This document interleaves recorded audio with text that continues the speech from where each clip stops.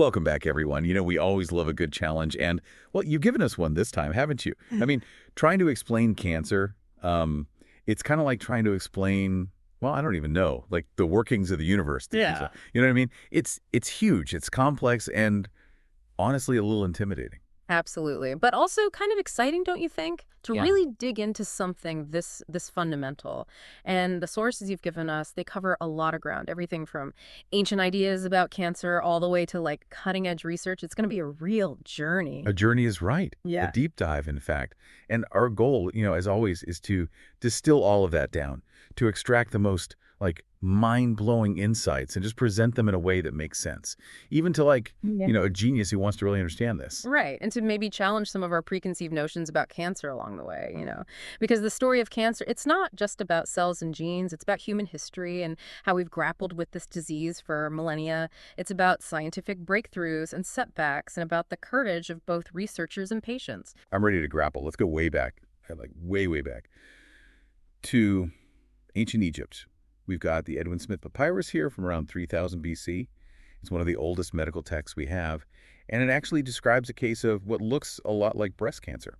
Yeah, and what's striking about that description is how straightforward it is. Like you can almost picture it, this bulging mass in the breast. No sugarcoating. But then the papyrus goes on to say, there is none in terms of treatment. Imhotep. That was the physician who wrote this. He just laid it out there. There was nothing they could do. Talk about a reality check right from the start. So even back then, cancer was this formidable foe. It seems so. And it's interesting to think about how our understanding of disease was so different back then. I mean, they didn't have the tools or the knowledge we have today. Definitely not. But they were trying to make sense of it, right? Right. Like a few centuries later, we have Hippocrates. He's the one who actually gave us the term cancer from the Greek word karkinos, which means crab. Would you make that comparison? Oh, it's a fascinating one, isn't it? The crab imagery, it seems to have resonated with people for different reasons. Some focused on the shape of the tumor and the way the blood vessels kind of radiated out from it like crab legs. Others were more struck by the hard texture of the tumor. And then there's the idea of the cancer spreading insidiously, like a crab scuttling sideways. It's almost like they were trying to capture the essence of this disease through this powerful metaphor. Yeah, like the crab sort of represents the insidiousness of it. Yeah. This thing that just creeps up on you. Exactly. And then there's the pain, too, the sudden sharp pain that some cancers can cause. That must have felt like a crab's pinch. It's like they saw this multifaceted enemy, and the crab just seemed to fit on so many levels. And that imagery, it's stuck with us for centuries. Right. It's still the word we use today. Mm. And Hippocrates, he also laid the groundwork for another idea that would stick around for a really long time, the humoral theory. Yes, the four humors.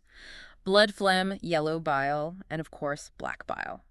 Hippocrates and later Galen, they believed that all diseases stemmed from an imbalance of these humors. And cancer, well, they attributed that to an excess of black bile. Which is kind of interesting because they also link black bile to melancholia, or what we now call depression. So there's this early connection between cancer and a certain psychological state. Right. It's like they saw this link between the physical manifestation of the disease, the tumor, and this emotional darkness. Like both were somehow rooted in this excess of black bile. It's a reminder that early attempts to explain complex phenomena like cancer were often shaped by the prevailing philosophical and medical beliefs of the time. Even if those beliefs weren't exactly right. Exactly. But you have to admire their efforts to try and create a coherent framework for understanding the world around them, including disease. And speaking of which, we know that ancient texts were incredibly detailed when it came to describing other diseases. Like they had very specific terms for different types of tuberculosis and leprosy and other conditions. But when it comes to common cancers like the ones we see so much today, there's not a lot of mention of them. Right. It's almost like those specific cancers weren't as prevalent back then, or at least they weren't recognized as distinct diseases. Paleopathologists like Arthur Ofterhide have looked at ancient skeletal remains and haven't found a lot of evidence of the cancers that are so common today. So it makes you wonder, doesn't it? It really does. Yeah. Was it just that they weren't recognizing it, or was it truly less common? Maybe because people weren't living as long or their lifestyles were so different. It's a big question and one that we're still trying to answer. But it does suggest that the nature of cancer itself may have evolved along with human civilization. That's kind of a mind-blowing thought, isn't it? It is. Okay, so let's fast forward a bit. The humoral theory dominated for centuries. But eventually, people started to question it. Like Yeah. in 1793, we have this guy, Matthew Bailey. He publishes a book called Morbid Anatomy. And that book was a real turning point. Bailey, he was all about observation. He wanted to Yeah. see what was actually going on inside the body. So he started systematically describing and illustrating tumors in different organs, lungs, stomach, testicles. He was even specifically looking for this black bile that Galen and Hippocrates had talked about. He Yeah. couldn't find it. There was no black bile anywhere. So this was a major step away from this ancient theory and towards a more scientific approach Yeah. based on actual observation. And then in the mid-1800s comes Rudolf Virchow Right. and his cellular theory. Yeah. This was a huge deal, right? Not just for cancer, but for all of medicine. Huge is an understatement. I Yeah. mean, Virchow was a revolutionary. He was the one who said, hey, the cell is the basic unit of life. It's where everything happens. And if that's the case, then disease must also start at the cellular level. He was so frustrated with all this talk about unseen forces and humors, and he was like, let's look at what we can actually see under the microscope. So no more blaming black bile. Exactly. Let's look at the cells themselves. And, one of the best examples of his approach is the term leukemia, which he coined. It literally means white blood. He saw this increase in white blood cells in patients, and bam, he named the disease based on that simple observation. It was all about understanding the disease at its most basic level. And that shift in thinking, it really opened up a whole new world for cancer research, didn't it? Absolutely, because once you understand that cancer is a disease of cells, well, then you can start to study those cells. You can figure out what makes them different from normal cells, and you can start looking for ways to target those differences. Okay, so we're moving into the 20th century now, and cancer, it seems to be on the rise. One of your sources even calls it the disease of overproduction. Yeah, that's an interesting way to put it, isn't it? And it kind of connects to Susan Sontag's ideas about diseases as cultural metaphors. She argued that tuberculosis was like the defining illness of the 19th century. It was all about this slow wasting away. But cancer in the 20th century, it became this symbol of out-of-control growth, this kind of terrifying excess, like the body's own cells turning against it and multiplying unchecked. Yeah, it's like a betrayal from within. So as we're getting a clearer picture of what cancer actually is, our attempts to treat it are also changing. In the mid-1800s, we have some big breakthroughs in surgery. Anesthesia comes along, and asepsis is developed by Joseph Lister. Those were game changers. Suddenly, surgeons could operate for much longer and with much less risk of infection. Before that, surgery was often like a last resort, a desperate measure because it was so dangerous. But now it became a much more viable option for treating cancer. And then there's Theodore Billroth. He was a real pioneer in abdominal surgery, which was like the Wild West back then. Oh, yeah. Billroth was fearless. He spent years studying anatomy and perfecting his techniques. He operated on animals, he practiced on cadavers, he was obsessed with making abdominal surgery safer. And because of his work, it became possible to remove tumors from organs that were previously considered completely off limits. It's incredible to think about what those early surgeons were up against. Yeah. No antibiotics, no fancy imaging techniques, Yeah. just their skill and their courage. I know. And then, of course, there's William Halsted, who developed the radical mastectomy for breast cancer. This was a very aggressive surgery. He believed that you had to remove the entire breast, the surrounding tissues, the lymph nodes, everything.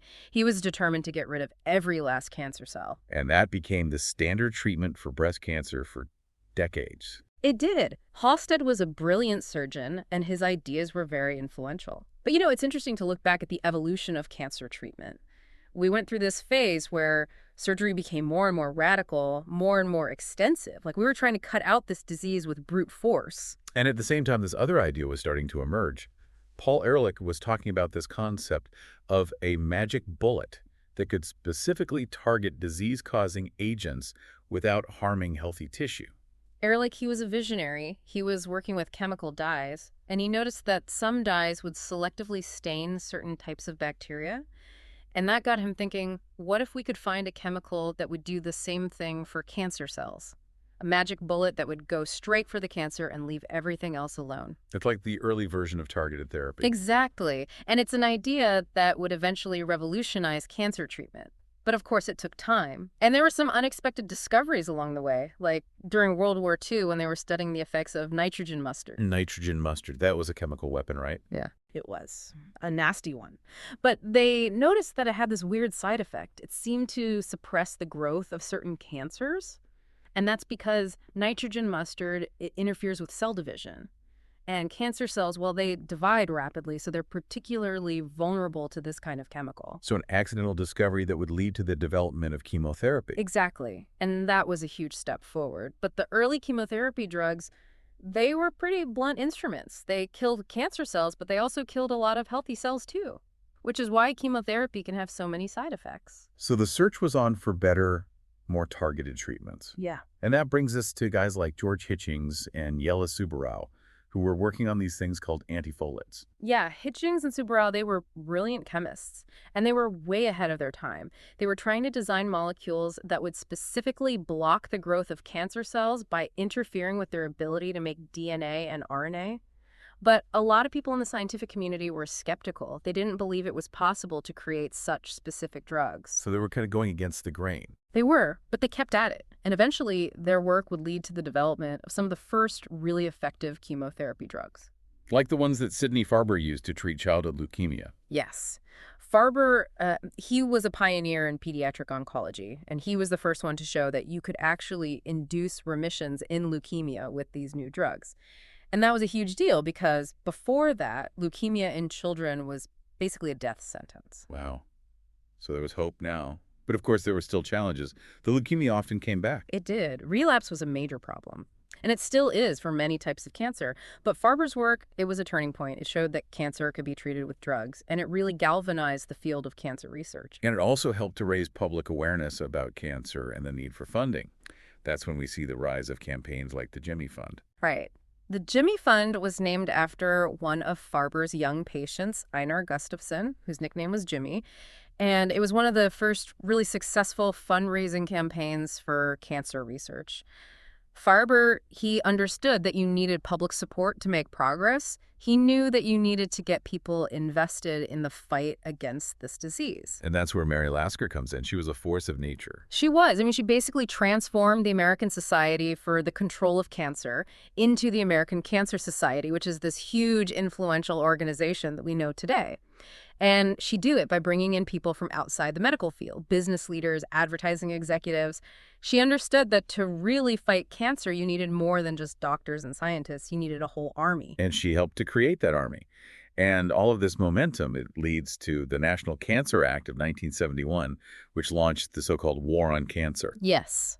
And there was so much optimism at the time. People were like, we're going to cure cancer. We're going to eradicate it. But of course, it turned out to be a lot more complicated than that. Because even though we'd made a lot of progress, our understanding of cancer was still pretty limited. One of the sources uses this analogy of trying to land a man on the moon without knowing Newton's laws of gravity. Right. Like we had the will and we had the resources, but we were still missing some fundamental knowledge about how cancer actually worked. And that's one of the reasons why the war on cancer didn't lead to the quick victory that people had hoped for. But there were still some important advances being made, like Bernard Fisher's work challenging the radical mastectomy. Fisher, he was a brilliant surgeon and a real maverick. He dared to question the dogma. He said, hey, maybe we don't need to be so aggressive with surgery. Maybe we can preserve the breast in some cases. And he was a big proponent of randomized clinical trials. He wanted to see the data. He wanted to know what really worked. And his work really changed the way we treat breast cancer. So a big win for evidence-based medicine. Absolutely. And around the same time, we're starting to make huge strides in our understanding of the genetics of cancer. It all starts with Peyton Russ and his work with chicken sarcoma in the early 1900s. He was the one who discovered that a virus could cause cancer, right? He was. And that was a revolutionary idea at the time because it showed that cancer wasn't just this random thing that happened. It could be caused by an external agent, a virus that could insert its own genetic material into a cell and transform it. And that led to Howard Timmons' discovery of reverse transcription, which was another mind-blowing breakthrough. Oh, yeah. Timmons' work was amazing. He showed that genetic information could flow backward from RNA to DNA, which was something that nobody thought was possible at the time. And this discovery, it explained how retroviruses, like the one Rios had discovered, could integrate their genetic material into a host cell's DNA. So the cancer-causing genes were actually becoming part of the cell's own genetic blueprint. Exactly. And then in the 1970s and 80s, we have the discovery of oncogenes, which are genes that can promote cancer when they're mutated or activated. And one of the first oncogenes to be discovered was SRC, which was originally found in the rhesusarcoma virus. But then researchers realized, hey, wait a minute, this gene, It's not just in the virus, it's also in normal cells. So the potential for cancer was somehow already there in our own DNA. That's right. It's like we're all walking around with these ticking time bombs in our cells, and it just takes the right combination of mutations or environmental insults to set them off. And that's where Alfred Knudson's two-hit hypothesis comes in. He was studying retinoblastoma, which is a childhood eye cancer, and he realized that you needed two mutations in a particular gene for the cancer to develop. Knudson's work was brilliant. It explained why some people inherit a predisposition to certain cancers while others develop them sporadically. It all comes down to these tumor suppressor genes, which are like the brakes on cell growth. And if you lose both copies of a tumor suppressor gene, well, then the brakes are off and the cells can start growing uncontrollably.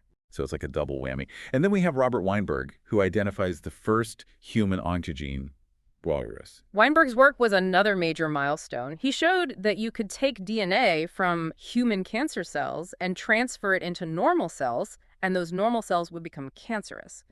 So that proved that cancer is fundamentally a genetic disease. It's caused by changes in our DNA. And these discoveries, they really paved the way for the development of more targeted therapies, like George Huggins's work on hormone-dependent cancers. Huggins, he was a genius. He realized that some cancers, like prostate cancer, were dependent on hormones like testosterone for their growth.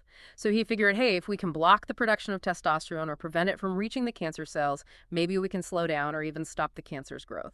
And that's the idea behind hormone therapy, which is still widely used today for certain types of cancer. Right.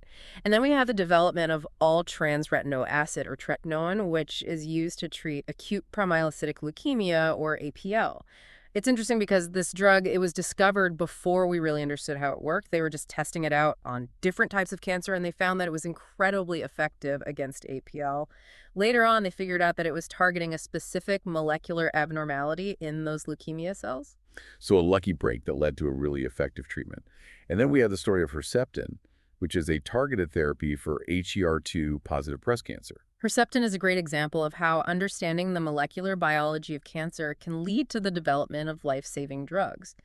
They found that some breast cancers overexpress this protein called HER2, and Herceptin is an antibody that specifically targets HER2, so it can block the growth of these cancers without harming normal cells. It's amazing how far we've come, from those early days of slashing and burning with surgery and those really toxic chemotherapy drugs to these really precise therapies that are designed to hit specific targets. It really is, and we're still making progress. There are new targeted therapies being developed all the time, and we're also getting better at understanding how to prevent cancer in the first place. Right, like identifying carcinogens and understanding how our lifestyle choices can influence our risk of developing cancer. Exactly. And there's a lot of exciting research going on in the field of immunotherapy, which is basically harnessing the power of the immune system to fight cancer. It's incredible to think about how much we've learned about this disease in just the past few decades. But of course, there's still so much more to learn. Cancer, it's this incredibly complex and adaptable enemy. It is. And it's not going to be easy to defeat, but I think we're on the right track. We're asking the right questions, we're developing the right tools, and we're collaborating in ways that we never have before. And that collaboration is key, isn't it? Because cancer, it affects everyone. It doesn't discriminate. So we all have a stake in finding better treatments and ultimately a cure. Absolutely. And, one of the things that's really struck me as we've been going through all of these sources is how much the story of cancer is also a story of human resilience. Like in one of the sources, the author talks about their own experience with cancer and how they had to find ways to cope with the physical and emotional challenges of the disease. And they talk about how important it was for them to maintain a sense of hope, to believe that things could get better. That's so powerful. And it really underscores the fact that cancer is not just a disease of cells and genes. It's a human experience. And it's one that we need to approach with both scientific rigor and deep compassion. I completely agree. And, as we wrap up this deep dive, it's worth reflecting on what we've learned. We've come a long way from those early days of fear and ignorance. We now understand so much more about the biology of cancer. We have a whole arsenal of weapons to fight it, and we're constantly developing new ones. But even with all of that, cancer remains a formidable foe. It's a disease that's deeply intertwined with the very essence of life itself. And I think that's one of the things that makes it so challenging. It's not like a bacteria or a virus that's invading from the outside. Cancer, it's our own cells gone rogue. Right. It's a betrayal from within. And that's why I think the question of what constitutes victory in the war on cancer is such a complex one. Is it complete eradication? Is it turning cancer into a chronic manageable disease? Is it finding ways to prevent it altogether? I don't know that there's a single answer. But I think the most important thing is that we keep asking these questions, Yeah. that we keep pushing the boundaries of knowledge, and that we never give up hope. Well said. Yeah. And on that note, I want to thank you for joining us on this deep dive. It's been a real journey, and I hope you've learned as much as I have. It's been a pleasure. And to all of you listening out there, keep exploring, keep questioning, and keep fighting the good fight. We'll see you next time.